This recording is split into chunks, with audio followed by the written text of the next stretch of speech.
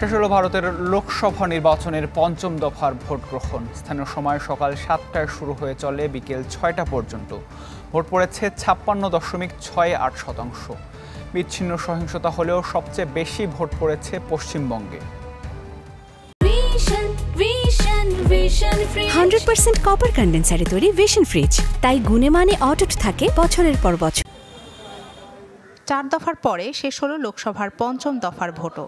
49 আসনে হওয়া এবারের নির্বাচনে সোমবার বিকেল পর্যন্ত পড়েছে 56.68% ভোট। নির্বাচন কমিশনের তথ্য মতে সবচেয়ে বেশি ভোট পড়েছে পশ্চিমবঙ্গে 73%, আর সবচেয়ে কম ভোট পড়েছে মহারাষ্ট্রে 48.66%।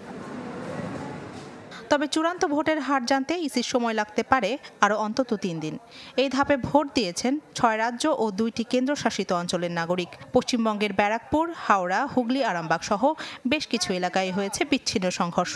তৃণমূল কর্মীকে মারধর, বুথে এজেন্টকে ঢুকতে না দেয়া, প্রার্থীদের দেখে আপত্তিকর স্লোগান, কালো পতাকা দেখানো সহ প্রায় 2000 অভিযোগ জমা পড়েছে নির্বাচন কমিশনের কাছে। এর বেশিরভাগই রাজ্যের শাসক দল তৃণমূলের বিরুদ্ধে। অন্যদিকে তালিকায় নাম না থাকার কারণে ভোট দিতে পারেনি পশ্চিমবঙ্গের মুখ্যমন্ত্রী মমতা ব্যানার্জির ভাই বাবুন ব্যানার্জি।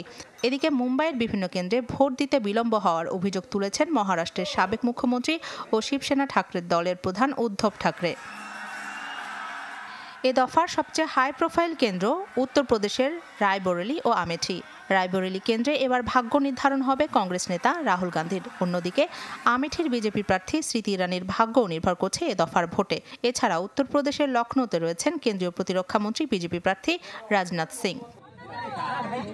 মোট 7 দফায় দেশটির 543টি লোকসভা আসনে ভোট নেওয়া হবে। প্রথম 5 দফার ভোটের মধ্য দিয়ে সম্পন্ন হলো 428 আসনের ভোট। ষষ্ঠ দফার ভোট 26শে মে, সপ্তম ও শেষ দফার ভোটাভুটি হবে আগামী 1 জুন। রাখি জেসমিন, চ্যানেল 24।